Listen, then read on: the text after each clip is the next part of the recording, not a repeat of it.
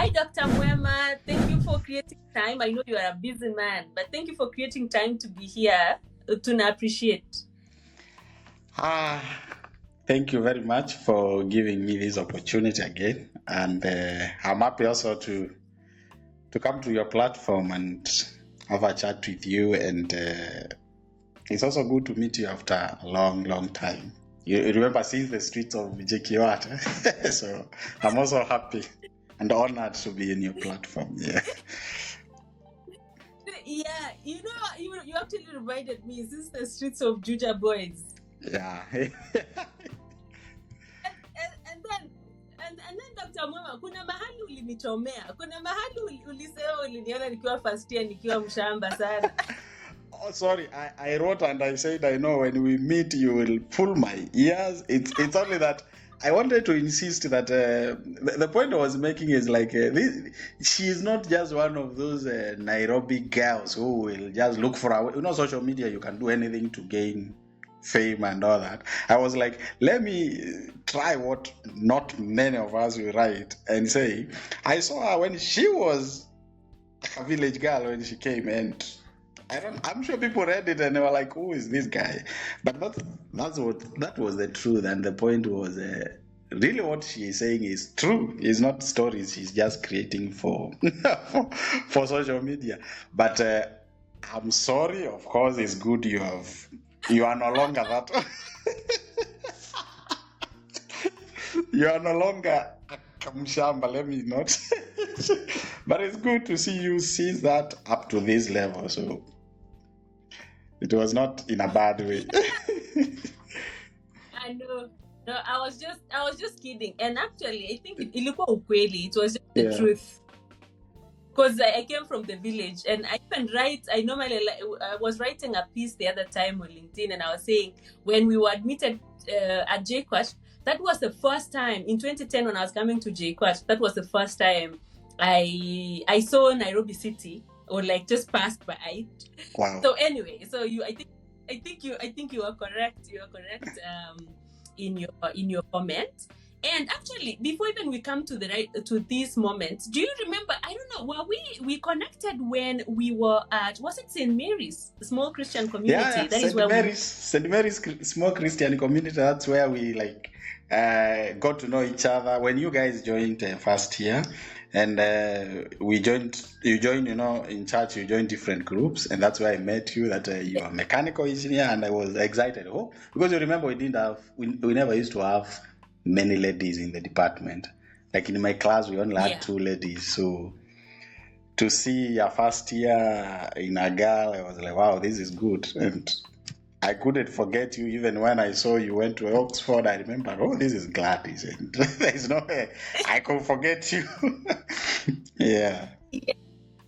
No, but anyway, you guys were really kind. I think because when we joined a small Christian community, and when we were going around introducing ourselves, and you guys said, "Oh, mechanical engineers," and you guys were senior. Hey, we used to adore you. I don't know. Yeah, I know. But hey, fire us. Yeah, I know, and you used to fear me so much. So every time we meet on the corridor, when you guys are coming like from the lecture in ELP, and as maybe we are entering for a lecture, I would try to say hi, and you are this reserved. Of course, in quotes, you were scared. Oh, these guys are so big. But of course, that was then. Man, you know Danini, like you guys, you looked senior, and you looked like, these are mechanical engineers. You looked like you guys knew what you were doing, and we were still scared. Yeah. So anyway, and we'll go all the way back to Georgia Boy. But where are you now? Yeah. So I'm currently in Newcastle in the United Kingdom at a university called Northumbria University. Yeah, it's one of the post-92 universities. It's not like you are Oxford, the old. Okay, in Kenyan terms, you can say among the oldest universities in the world. But this is like most of the colleges which were transformed to universities. So you find them in UK, they are called post-92. and there are those they call bricks. I think you know better. So I'm in a university which was just transformed to a university recently from a college. So it's a small university. I'm currently here as a researcher. All right. What are you researching? And most of the, or rather all of these questions I'm asking, or most of them, I'm asking some for my own benefit, but I know my audience, like most of them are always looking for opportunities, or they just want to hear stories of people trying different things in different parts of the world. So yeah, what are you researching? Of course, I'm a mechanical engineer just like you by training, and I have a PhD in mechanical engineering and in the field of materials and manufacturing. So currently I'm working on researching on thin film materials for hydrogen energy sector. So I'm developing very small sized materials which can be used as materials for catalyzing hydrogen generation, as well as using them to store the hydrogen. A bit of chemistry where you react the alloys with the hydrogen and you form metal hydrides to store the hydrogen. As we know, hydrogen appears to be the next big thing in the energy sector. It's green, clean. When it combusts, like you are now in engines and aerospace, when it combusts, you generate water, not other gases like in other fossil fuels. Mm-hmm. Yeah. And how? Because I know mechanical is a massive field. Like it has so many branches. How did? Why did you choose that particular area? I would say is a from interest. When I was in DeKUT, I was closer to some of my lecturers who are in the field of materials like solid and structural mechanics. I could single out Mr. Denya, who is currently Dr. Denya, whom you know him.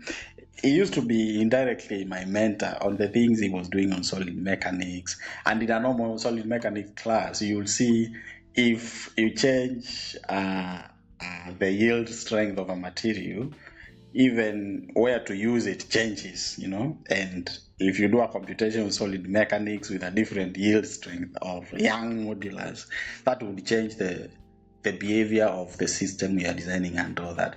And then I started thinking of, so if it means if I design a material, I interfere with the structure of a material, the chemistry of how the material looks like, it affects how it performs and eventually where it can be used. So if we can play around with the structure of material, we can enhance its performance, either to use in automotive, in aerospace, in energy like I'm doing, and so forth. So that gave me an interest in, suppose I go to the area where I can be developing materials. And when I was in that year, that's when I decided right away my field is where I'd be allowed to do research, where I'll be allowed to mix things, literally. That's how I used to put it. I wasn't sure that I'm going to university because I didn't know whether in the university you're allowed to do research. I didn't know that time. But I told myself I want to go where I can mix things and try things, especially materials. At that time, I was more in metal alloys. If you cast, and you remember our foundry workshop. So I remember during my work study one time in the foundry workshop, we could melt aluminium, and for some reason, if you get some sand trapped in it, the material behave differently. So if you vary all these, you could get something which behaves different. If you mix a few materials, you get different results. So that gave me an interest.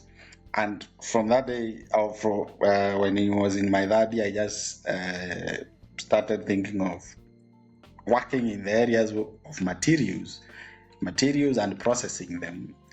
So I ended up, after my undergraduate, I was able to, I got a sponsorship by Dedan Kimathi University. Of course, they employed me. And then I joined masters, and my research straight away picked from materials, metal alloys. I've also worked on some composites, of course, with elements of metals and so forth. So that's where my interest came from. And that's why I'm still doing it, because I believe material is everything. Even our human body is material. So sometimes I find in the course of my work, when I'm researching on a material, there are some instances I will present my work and somebody tells me, "Oh, those thin films, we can use them for biomedical applications." So I'm collaborating with some people in biomedical sector where they're using the thin film to develop alloys which can be used in implants. So if we get an implant material and coat it with some material with my thin film, we are able to also improve their performance. So material is everything. Material is life. Material is machines. Material is environment. Yeah. Yeah, truly. And it's good you mentioned DeKUT. Yeah. Dedan Kimathi, because I want us to go there. And like I mentioned earlier, Yeah. I was in this conference somewhere, Yeah. and then there is a professor, a very respected professor. I think maybe you already even know him. And he said he's a Pan-Africanist. Okay. And he says some of the problems or technological solutions that we need, our people in the continent, they have the knowledge, we have the skills, we can already start doing these things. And as you know, like, people try to challenge and say, oh, we don't have capacity and whatever. Yeah. And then this professor, like, oh, I know of a very small university somewhere in Nyeri in Kenya, and they are doing magic. They are changing how innovations and research is done in a university. And I was like, what? They're good. And Dedan Kimathi, what are you guys doing in Nyeri? Can you tell us this secret? Yeah, Nyeri is a lovely place. I can first say that, just next to Mount Kenya, and where DeKUT is, you face on the side of the main gate, you see Ampadea ranges. The opposite direction, you see Mount Kenya. So it's a lovely place, and I think because of the location, it just inspires us to imagine. And I will tell you that professor was right. It's good I stayed here on your platform that I'm in the UK just for 3 years as a researcher. I'm a senior lecturer in Dedan Kimathi University of Technology in the Department of Mechanical Engineering. That is my employer, and I just took a leave to come and build my research expertise for some time. Definitely, I'll be going back to the course after this. So, the professor was right. Over time, DeKUT, the management, the vice chancellor, has built a culture of innovation. And I remember when we joined Dedan Kimathi, because when we finished Jomo Kenyatta University, there was an option of those who want to join DeKUT, KUCT. That time it was Kimathi University College of Technology under DeKUT. So those of us who got first class, I remember the COD that time, DeKUT, called me and told me, if you want to go to Kimathi that time, you can let me know. And we were 3 of us, and we chose to go to Nyeri. There were also opportunities to go to DeKUT, but when we left to DeKUT, I think DeKUT delayed to get people who could take the positions we want to take. So when we joined Dedan Kimathi, first and foremost, the vice chancellor told us that he is trying to build a culture of innovation where we build our own institution and drive it. And one of the things the university has given most of us is the freedom, because generally we are in a society where sometimes you are told you are too small to think, or you are too small to do some things. Dedan Kimathi gave some of us opportunities and responsibility when we were really young, when we really thought some of these things should be done by professors who have a lot of experience and so forth.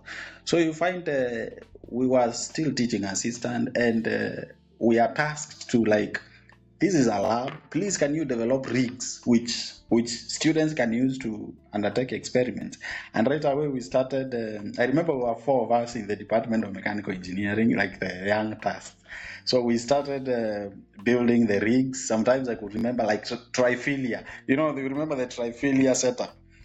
It is still there, and I built it with a colleague, Dr. Mburu, now is a COT. We built it with him that time. And I will tell you, you go there and you find still students are using it. I remember the Vice Chancellor challenged us and told us, instead of buying most of the rigs, because sometimes we import something and realize it's very, very useless. Why can't we build our own? And that brought a mentality that really we can start doing our own things. And I will tell you that over time, the culture of yes, what can't be bought can also be made. What is very expensive for us to acquire, let's try to innovate. And that culture started at that small level of innovating laboratory rigs, being creative, being given freedom to apply for funding and manage it at a very small level.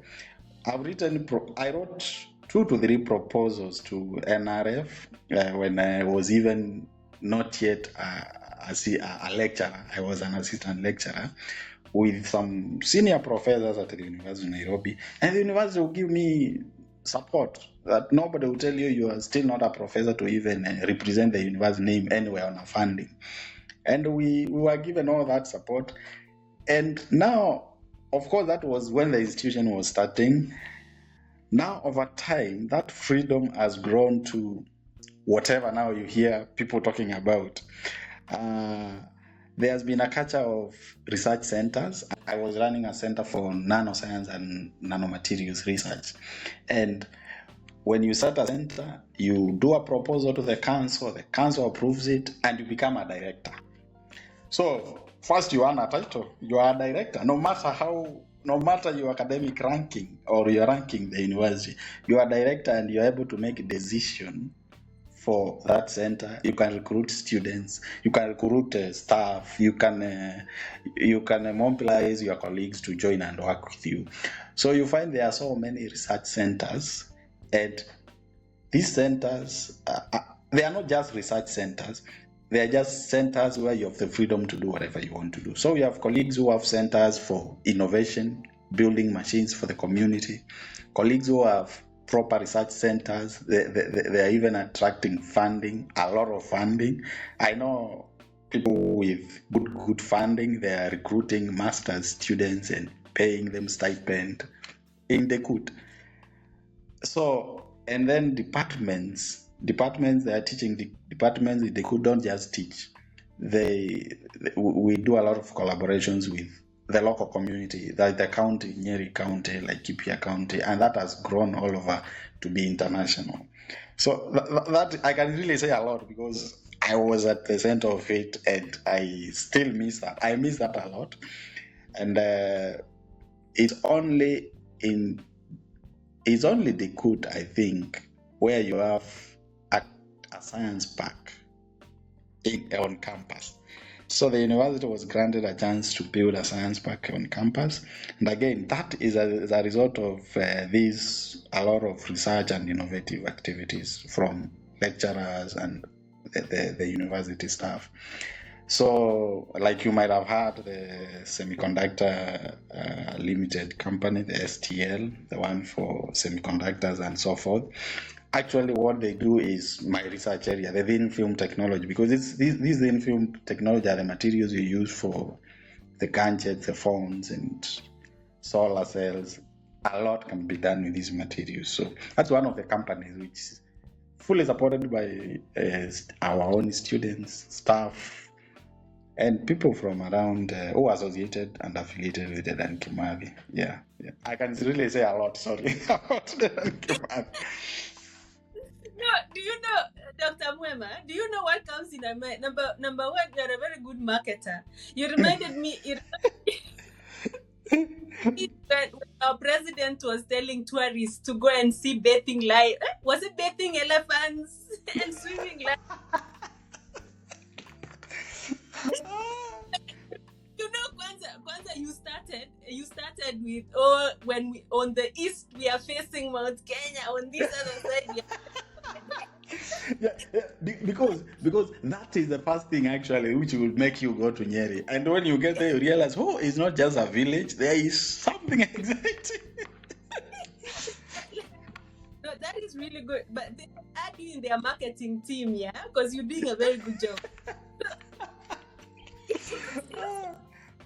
It looks like first of all, so I know a little bit about DeKUT because my sister, like she studied mechanical engineering at DeKUT, and she kept saying all these things, and for some reason I just felt like maybe she's just overhyping it. But also she's a student. Like, I've not met a student who is like hyping their uni, right? Like, we tend to lose universities, especially our public unis.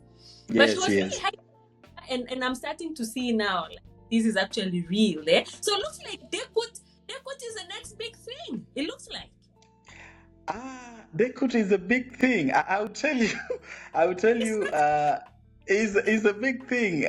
Honestly, the other day I was in a meeting with there is an institution being established in Konza, and in that meeting I just saw different professors from different parts of the world, and all ideas they were trying to talk about in that meeting is basically most of the things I've had in meetings at DeKUT or been involved in DeKUT.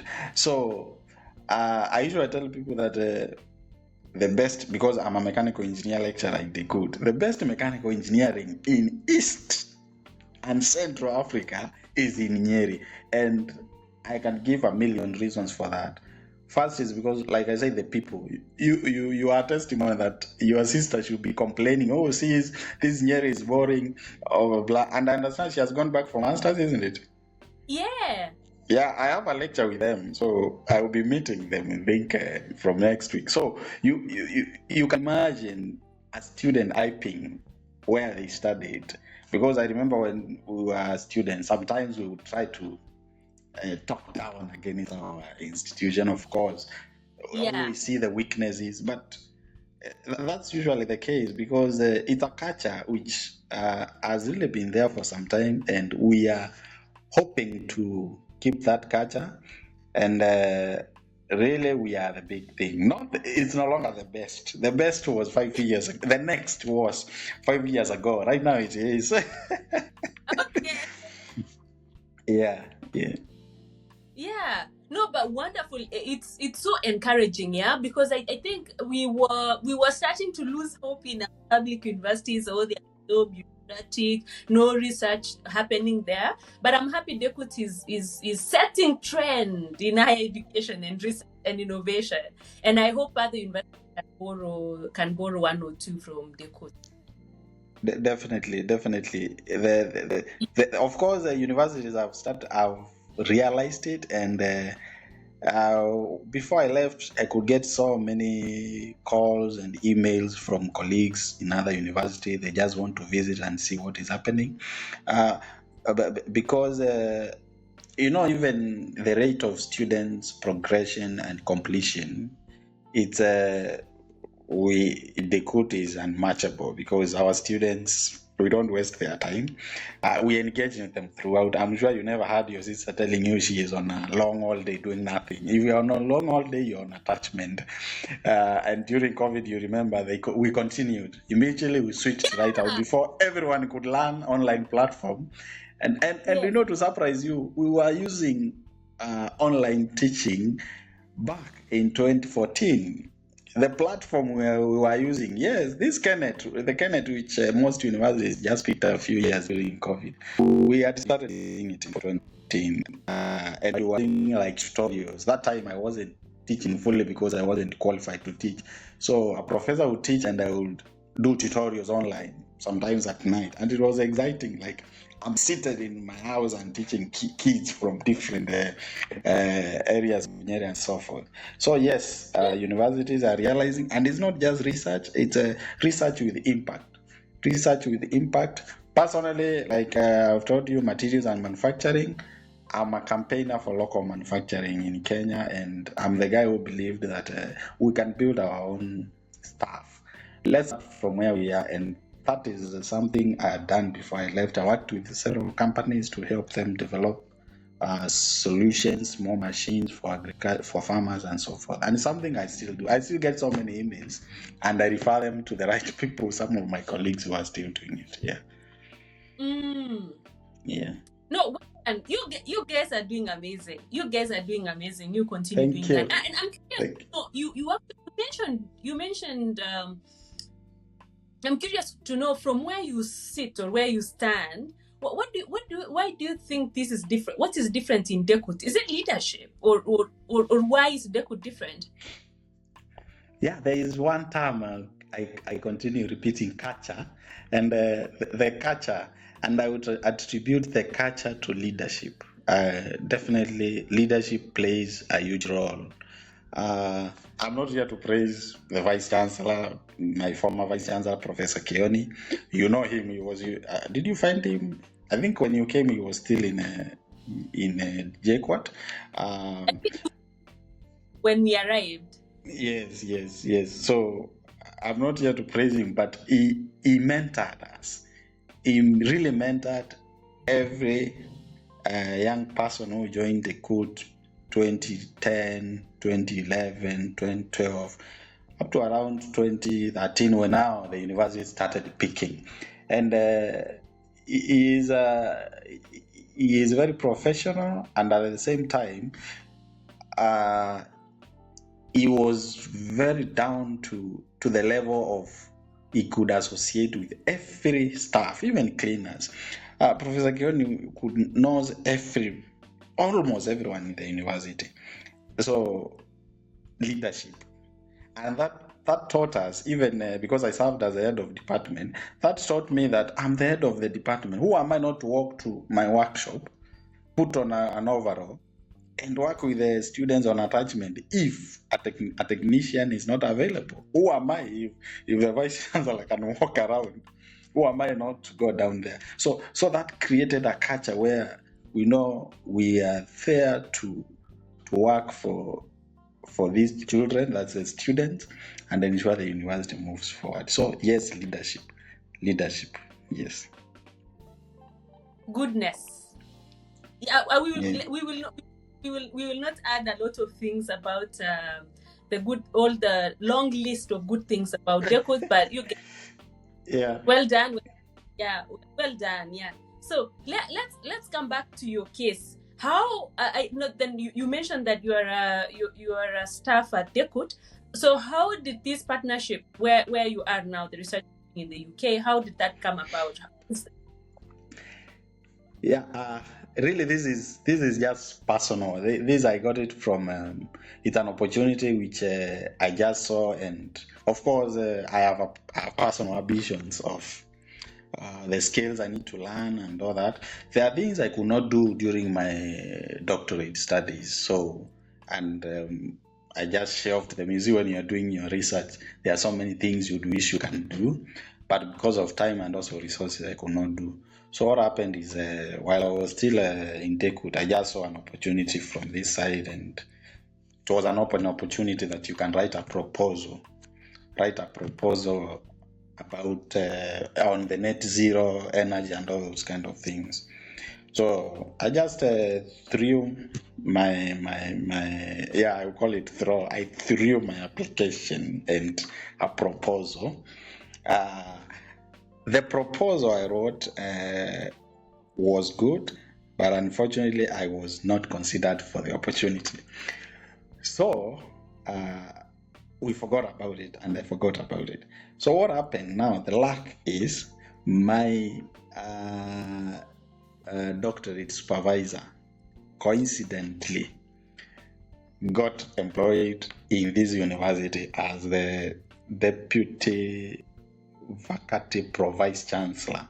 So it's a senior position. So when she came here, she said she wants a researcher. And then she was told we had an opportunity, and we had listed all the people who had applied in your department. Maybe you could scan through and see if there is anyone who wrote a proposal you're interested. So she was given the best proposals. So in her scanning, she finds me. So she finds a former student. So that's how then she picked my hand. She said, I know even this person. So if the department doesn't mind, she's okay to work with me. So that's how it came. So I had applied for an opportunity, which I would never got, but in miraculous ways, my former supervisor came here and picked it up. That's how I got it here. So yes. No, I love that. Okay. Yeah. And so you had mentioned about doing masters, and I think you did masters at DeKUT after DeKUT. Yeah. And then how did you find yourself was it South Africa where you did your doctorate? Oh yeah. So a bit of this is when I graduated from DeKUT. Like I told you, we were sent to KUCT, that is the Kimathi University College of Technology. DeKUT now that DeKUT sent us back to JKUAT to study our masters. So I did my masters at JKUAT, and then 2015, when I completed my masters in 2015, right away I started looking for PhD opportunities, and I was said I have to do it outside Kenya because I wanted a different experience. Which I feel is better. It's good to do at least one of your degrees somewhere else in a different country and in a different institution and a different country. So of course I tried all the opportunities, the Commonwealth and all the common scholarship opportunities, the DAD Germany, which most people get, but I wasn't lucky to get it. So I resorted to writing directly to professors around the world. So for me, I was just looking at the field of research I was interested in materials generally, alloys, metal alloys, and all that. I could just write to professors. So one morning I met my friend who had been admitted at University of Witwatersrand in South Africa. Then he tells me, I'm going to South Africa. And what happens in South Africa? Just write to professors. I will give you a list of universities. So he texted me some of the universities he knew of in South Africa, of course, with Witwatersrand, Pretoria, Cape Town, Stellenbosch. Those are the universities, and Western Cape. He texted me 4 or 5 universities. Then I went myself online and started looking for universities. So I wrote to so many professors. I constructed a very good email. And I remember I asked my wife to look at it. Please read this email and tell me if somebody can understand what I'm looking at. And then we did a brainstorming of my email, and then I edited. And then I started sending the same email to different professors. Of course, I could modify a few things. Different professors. So I exhausted the top 5 universities in South Africa, and nobody was responding. And then while I was still searching, I came across a university called University of Johannesburg. For me, I knew Johannesburg is a city. I didn't know even a university. And I looked through their website and realized it's a small university. Again, I have something, me and small universities, I think it's something in me. So I wrote to 4 professors at the University of Johannesburg, and 3 responded immediately. And they were all like, the first one told me, send me your thesis or any paper you published. The other one was, send me your certificate, because I was just attaching a CV, a short CV. Send me your certificate. And the final one told me to write, he had a title on machinability of some special alloys, and then he wanted me to just summarize how can I do that kind of research. So I responded to all of them, and then again 2 responded back, and then later I realized that 2 knew one another.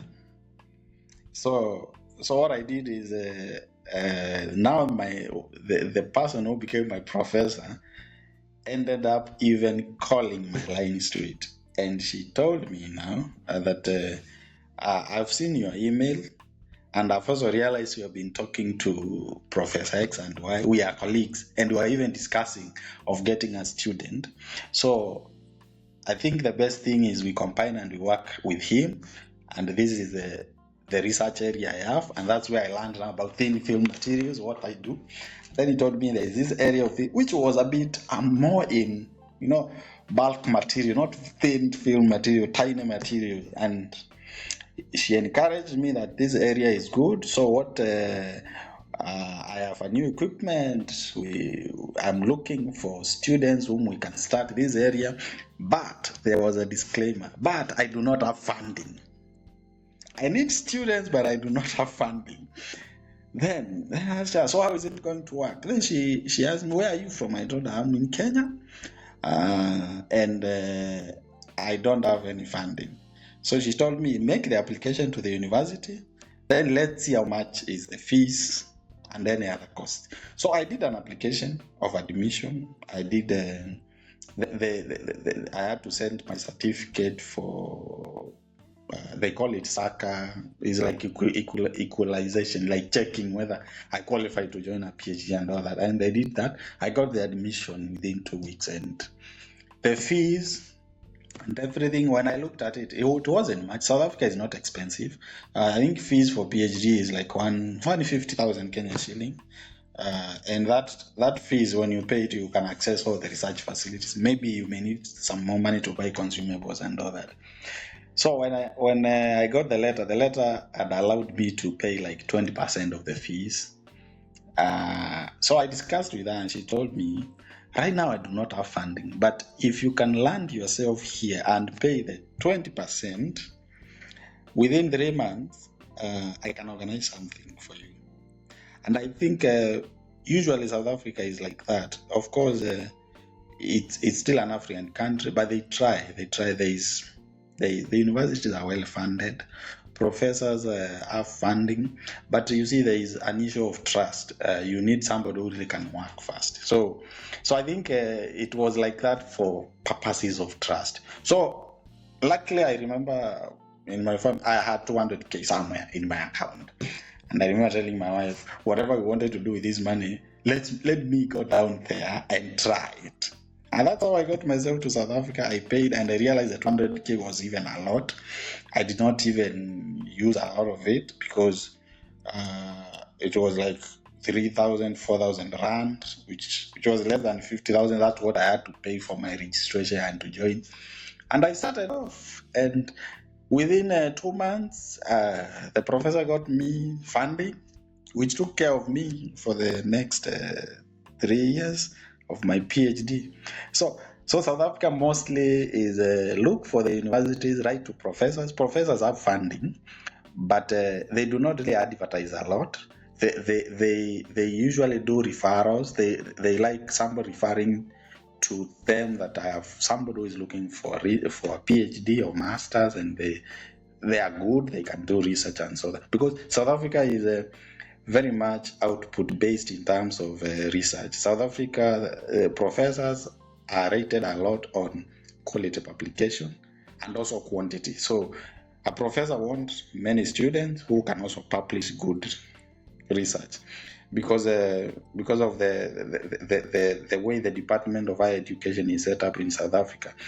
They interact a lot with the industry, and their belief is if we have a lot of output in research, that's why we are also able to generate a lot of knowledge and solve our local problem, because South Africa, based on their history, they believe a lot in what they have created, the local production of their content, knowledge, and all that. So you get yourself to South Africa, you must be able to really think very fast, work very fast, and start getting research outputs for your professors and so.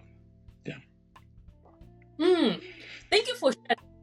I wanted us to just underline, because like I mentioned, most of my audience, or some of my audience, they are prospective graduate students, and they keep asking, like, where do people get masters and PhD opportunities? You guys know, and this was a surprise. I think from when you are a student, especially, I don't know about you when you are applying, but there is this feeling that it's a one-way thing, like you are kind of begging the university or the professor to take you in, but really it's a two-way thing, because they also want a quality, curious student to take in. Yes. Yeah, I tell the students to operate from that point of view. So you craft a very nice email, like you mentioned, and then go to Google and look for those universities you are interested in whatever country, Kenya, or outside. And then just email the professors. They say success is a game of numbers. So, and like you mentioned, you want to email as many as possible. Yeah, as many as possible. Yes. I actually agree with you. There is one of your posts I saw on the is it statement, the statement you write and all that. Yeah. So I don't know if I commented or I just got it in my mind that day.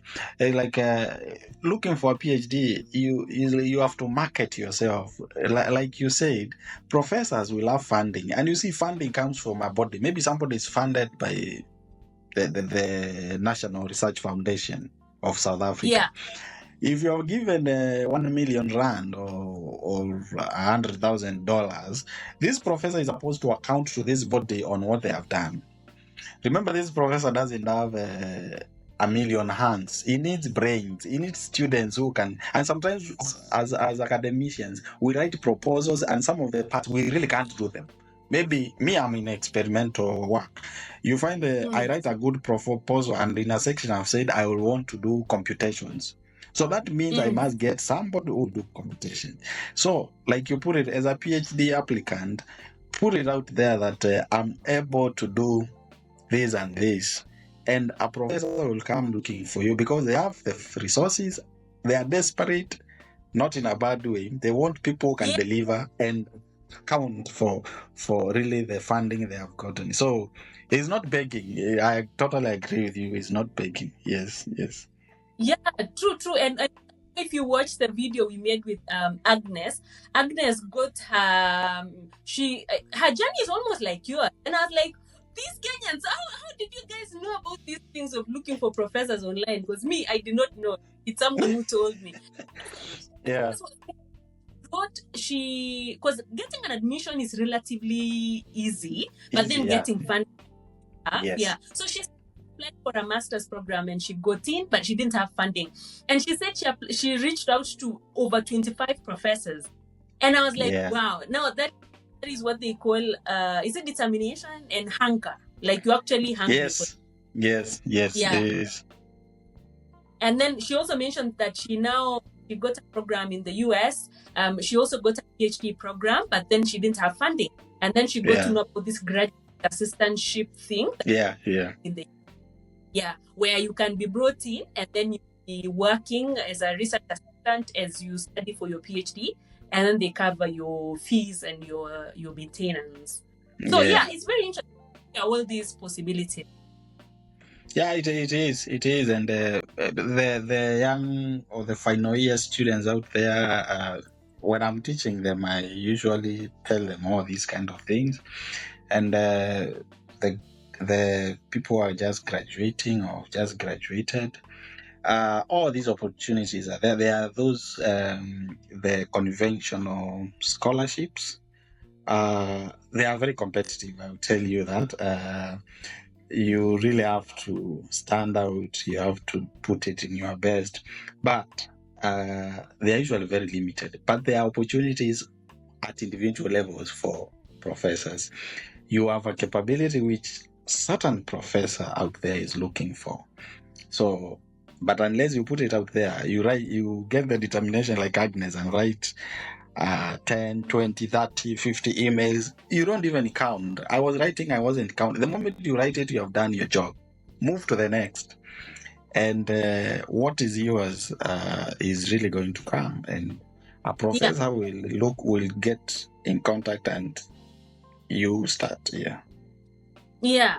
And then can we also mention, maybe, I don't know if you've found these kind of emails or DMs or LinkedIn, like students, especially Kenyan students, I don't feel like we are taught how to package ourselves. And then you find a student just saying, hey, or writing an email, no subject, or with grammatical errors, no structure. But take some time and package your message really well. I personally, the students I supervise for masters, for example, they can tell you very well.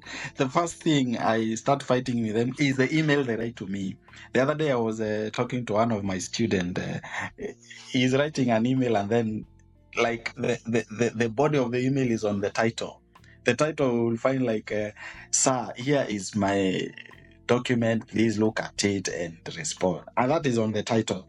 And he was surprised I'm telling him, this is how you are supposed to write an email to anyone. Yes, you are writing that to me, it's fine. You are allowed to make mistakes on me, but you may blow out a good chance for just writing this kind of email. So there is no room for spelling mistakes. The grammar may have, because we are not really English, but as long as you're communicating. But you cannot make spelling mistakes. Even the font, make sure you have a good font. Don't write with the Calibri here, Arial there, and you expect somebody to give you a $50 research opportunity from where? No, it's not going to happen. It's not going to happen. So it is very important to package even your email. Take time. Don't write it on your phone. Write it on a computer or laptop, because that's where you can comfortably type. And LinkedIn.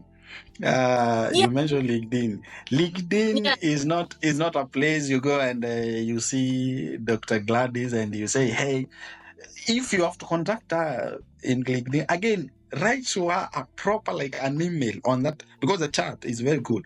Write very well. You will not chat to Dr. Gladys like your mate. Hey. No. She is not even going to respond. And a serious professor will not. But the best is you introduce yourself very well and explain what you are looking for. And on LinkedIn, on that chat, give your email. If the professor finds it interesting to continue the conversation, they can now jump to the email if you don't have their email. So yes, LinkedIn is good, but some messages I get, I even ignore. Somebody will just say, hey, I'm looking for an opportunity. I'm like, yes. Yeah. No, I agree. And someone was telling me, I was trying to, because when I look back to the email that I wrote, it wasn't good. I even don't know why the professor got back, but I think, I don't know.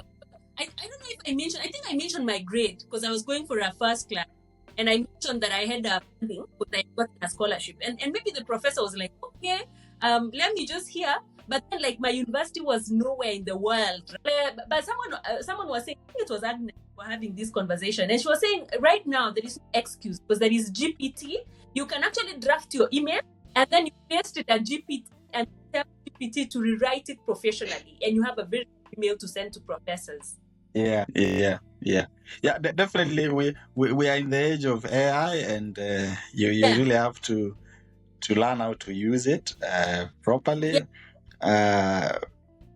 Once you use the AI properly, it enhances your chances, because we are limited, especially the language. We are really limited sometimes. And there are times you find myself writing an email for a whole hour. Just 3 sentences, writing and deleting. So these AI tools are helpful, but it's also good to tell students, because these are students I'm addressing, that AI will not think for you. It's you to dictate what you want them to help you on, especially to structure the wording in a way which is professional.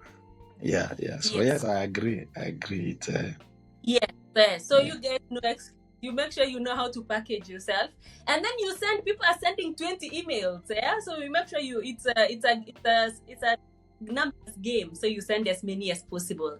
Yes. I know there are also students who are going through PhD, or they are preparing to start their PhDs. How did you survive the roller coaster of PhD journey in South Africa? Was it? Yeah, of course. The journey is usually, it's usually, I would say it's never easy. It's good to state that, because every day and every moment you're just imagining on how you want to achieve very good results of whatever you're doing. And every day you are seated and admiring other people's outputs. Maybe you are reading a previous thesis in your research group, or a paper published by one of your colleagues in the research group, and so forth. So yeah, it is usually full of a lot of anxiety that it only is almost 2 years. What have I achieved, and all that. Yeah, so personally, how I managed and how I survived was, first you have to ensure you are comfortable with what you are doing and you are working on. And it's good I say that don't pick a scholarship, because in masters you find, for example, I did my masters in materials engineering and all that. As much as you're looking for an opportunity, don't just pick. There is no way I would have moved from materials and joined like combustion. It's still in mechanical engineering, but purely go and do combustion of engines. That would be a totally different thing for me. Within 3 years, I would not have achieved much, or I would not make it, because it was clear that the PhD I'm joining, the professor told me within 3 years you need to get out. And I will tell you, on the 18th month, I had finished most of my things. So be comfortable with what you are doing. Don't pick an opportunity because a professor has told you that he has funding just for the sake of you don't have anything. Like we have said, you shouldn't be desperate, because what you're able to do, there are people out there looking for it. So pick what you're comfortable with and what you know you love doing, you love fun doing. So that for me helped me a lot. Of course, when I was writing, the opportunity I could see, and probably I would have gotten them, but I did not waste my time writing to professors who are not in my field. Like in fluid mechanics, I never used to like fluid mechanics even in the university. So there's no way I would have gone to that field. So that's the first thing. When it comes to the real working now, of course, there are days there's a lot of pressure. There are days you need to ease on yourself. For me, even to date, I work. I ensure I handle so many things at the same time. Apart from the actual work, research, studying, and all that, I ensure they're engaged in the other life activities. When I went to South Africa, I found Kenyans, and I joined the like-minded students, of course, the student groups.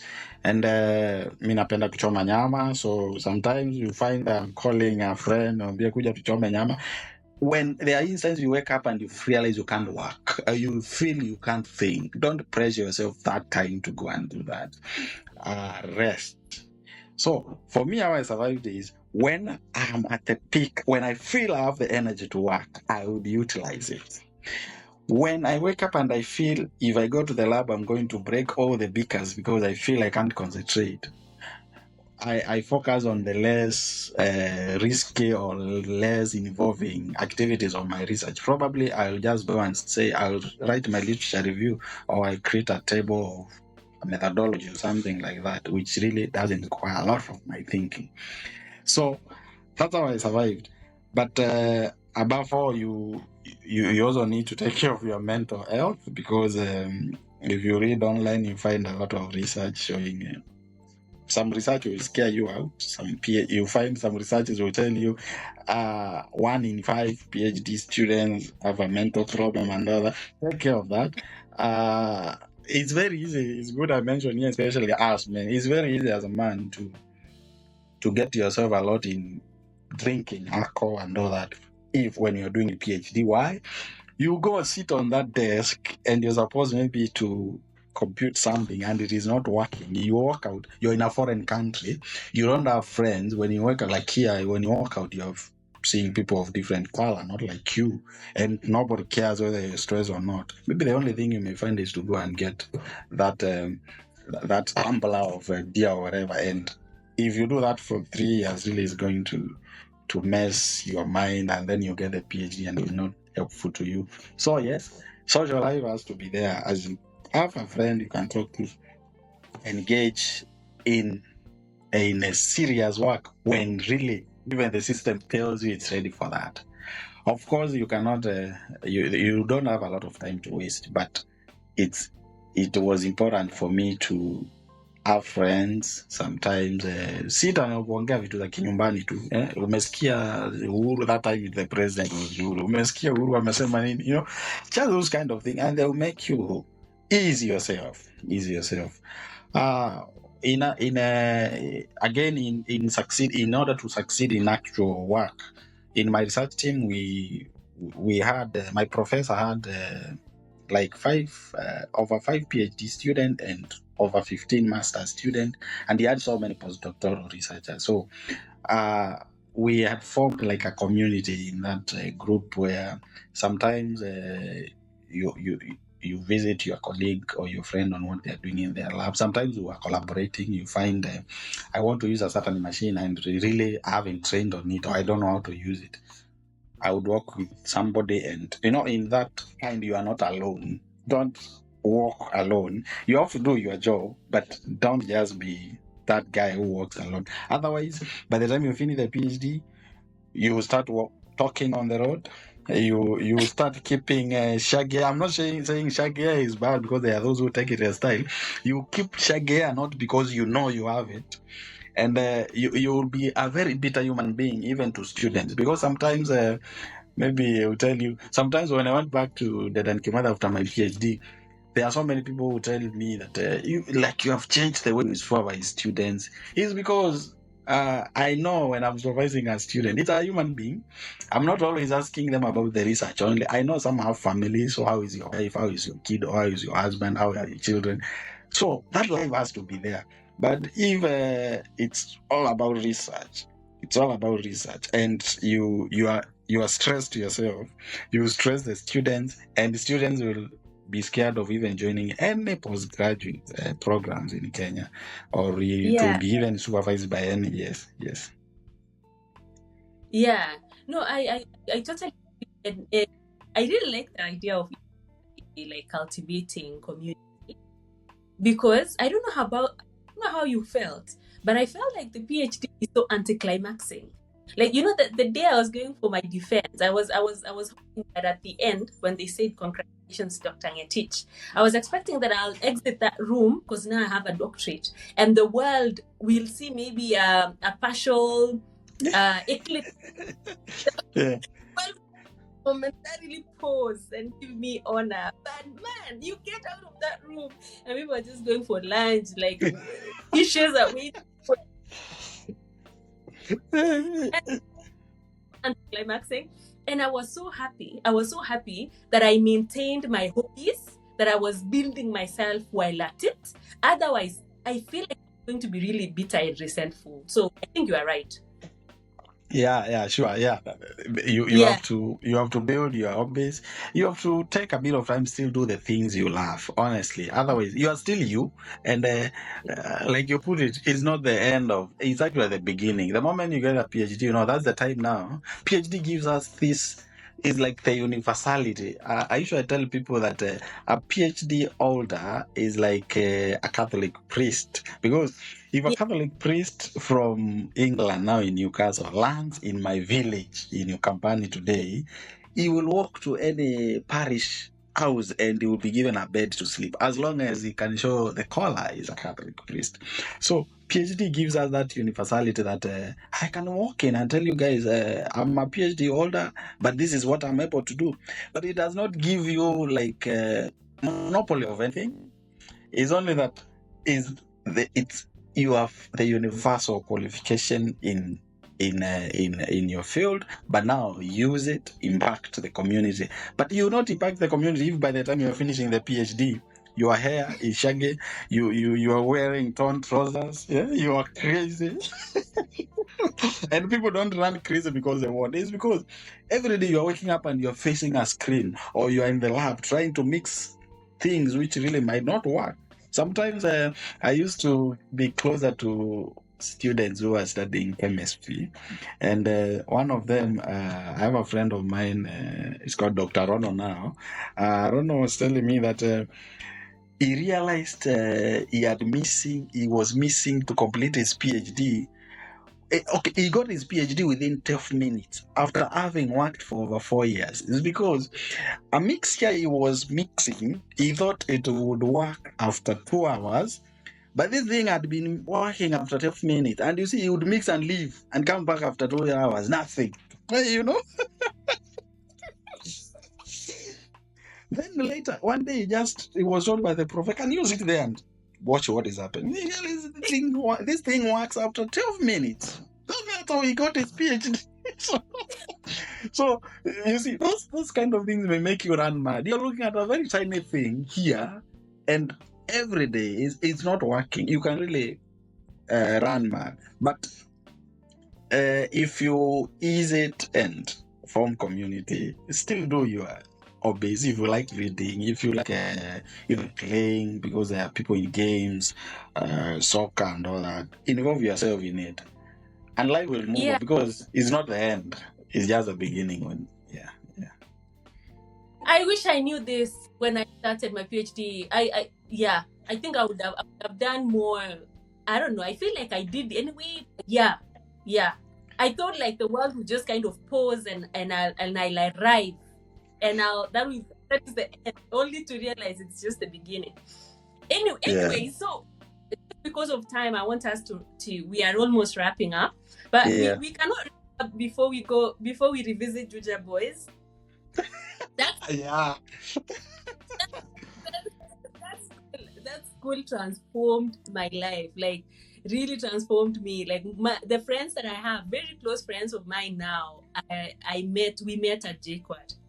So I want you to reflect back to that moment. I know to that moment in at Juja Boys, and I'm asking this question mostly for my nephew, and all those for leavers who are about to join uni in a few months. I think in September. My nephew was asking, what should I be looking out for? Like, what should I prepare psychologically as I prepare for my life in campus? So now, Dr. Mwema, when we go back to DeKUT, and the 5 years, if you were taken back to first year, what will you do something different? Wow, that's a hard one. But the only thing I think I'll do, because I learned this thing during my PhD, is just what I've told you. I think I missed so many opportunities in terms of the social, and most of these opportunities were coming to social life. There was this thing of, DeKUT, the mechanical engineering was tough, and we were all scared to fail.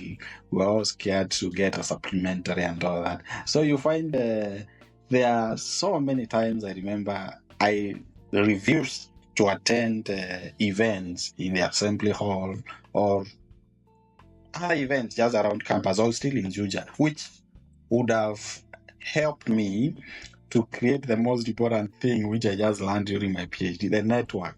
I ignored networking when I was doing my undergraduate in Juja, in DeKUT, because yes, I have a lot of friends in DeKUT, but I wished I took it so much serious. I would have had bigger network, because like some people will tell us, is our worth. Our network is our worth. I think something like that.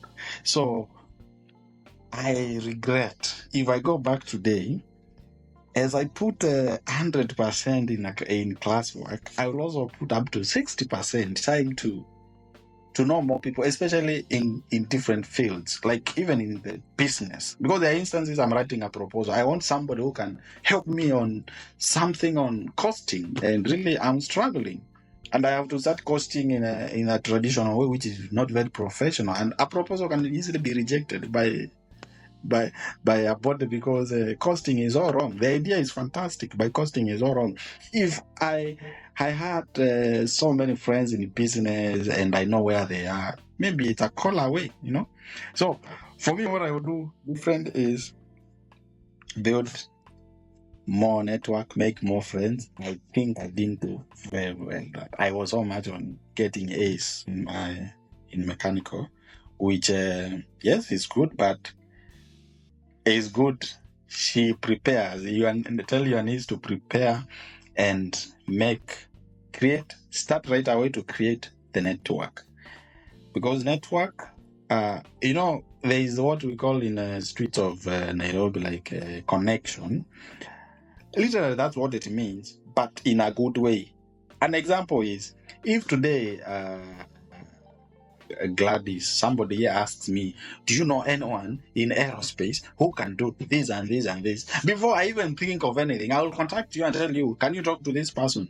Probably that could be a game-changing opportunity to you. So it's a connection. It was not going to help me, but because I knew you, and vice versa. So imagine you have so many people who know you. What will happen?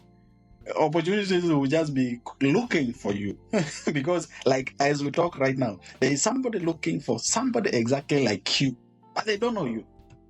That's why people advertise and then they get all sorts of CVs to filter through and all that. So network is everything.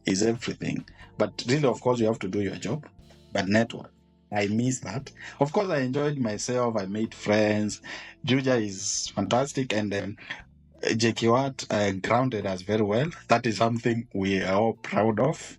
And DeKUT is still my alma mater. And every time I'm in Juja, I visit DeKUT.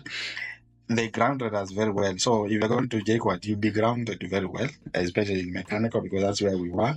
So, but the network didn't work very well for me.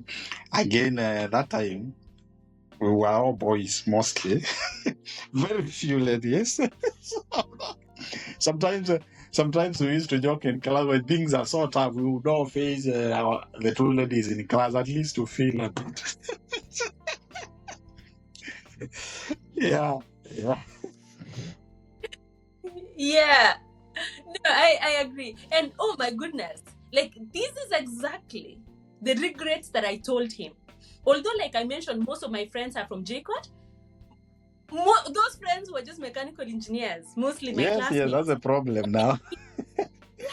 Then I was telling my nephew, you make sure you intentionally, this thing has to be intentional, like you intentionally network outside your class, outside your tribal lines. Because telling him, like, make sure when you're graduating, you have a phone number of someone from Mombasa, of someone from another tribe, different from you. Some department, and it has to be intentional. Like when you are standing in the cafeteria, just say hi to someone and ask them what are they doing.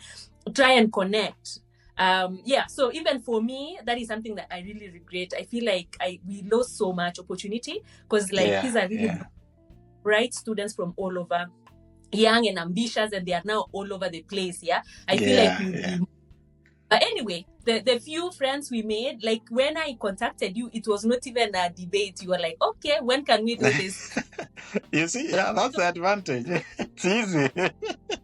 It's easy. And the connection, that was a connection from all the way back from DeKUT. And so for the guys preparing to go to uni, or those guys in uni at the moment, oh my goodness, you guys are, kuna gold mine up for campus. Like intentionally make intentional effort to connect.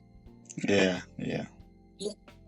Sawa. Now I know DeKUT is very competitive, and see how kuingia DeKUT na grades hivi. Ulitoka which na ulikuwa na grade? I studied in a school in Kitui County now. Inaitwa Mutito Boys High School. Ilikuwa provincial school that time. I don't know what it is now, but they have changed the name to like St. Mary's Boys, but it's still in Mutito. Somewhere called Mutito Wandoa. I used to walk from home, not very far, but it was a boarding school. And I scored an A- of 78 points. So I don't know if they compute them the same way these days. I don't know. But I had 78 points. And okay. I would say I was a smart guy. I was the best guy in the district that time in terms of the average marks. And in Eastern Province, I got an award of the third best student. I have some certificates. So I was a smart guy. Yeah. I knew it. DeKUT do not admit EVV. No, it wasn't. Especially that during that period, Like I remember our time, the lowest grade to enter university was B+. Because the university was too few before so many other universities were created, and it became it became very competitive. And DeKUT, especially any engineering, was very competitive. And then I joined mechanical, and so many guys had straight A's in my class. So yeah. No, I can imagine. I think it was pretty much the same in our class, like national school guys. Yeah. So Dr. Mwema, all the way from, did you say Mutito High School? Mutito High School, Mutito Boys High School in Kitui County. Yes.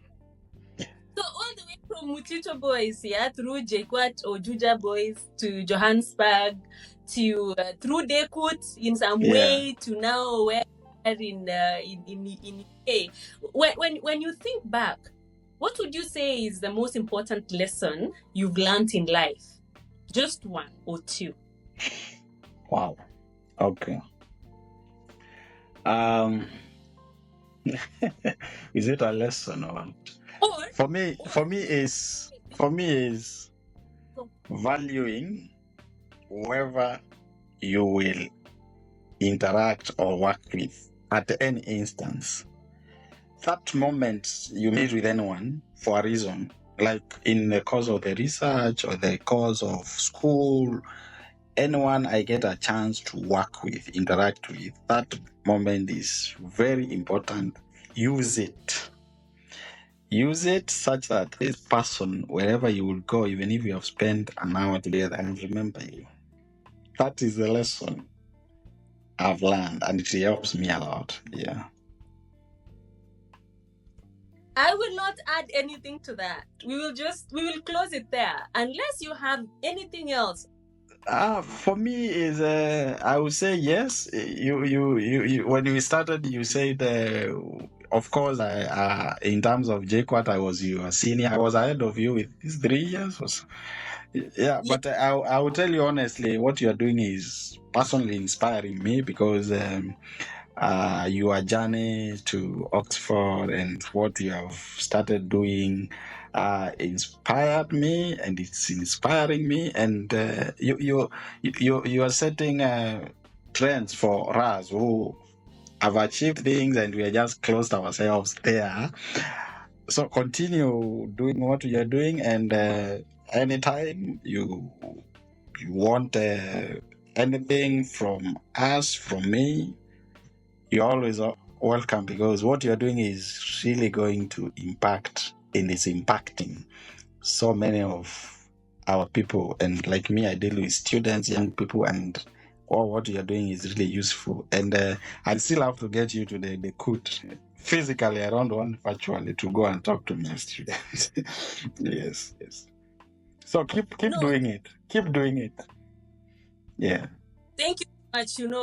I don't take that for granted. It's humbling to hear that from you. And yes, we will continue pressing on. And it's so affirming when I hear such heartwarming feedback, because sometimes I record all these things and I don't know really how people are taking it. So thank you for the warm compliment. And yeah, for You're sure, welcome. I'll be, because if for nothing else, just to face Mount Kenya on this other side and Aberdare on the other side. So we'll organize. Okay. Yeah, so bye for now, and all the best in the UK. Thank you very much for having me.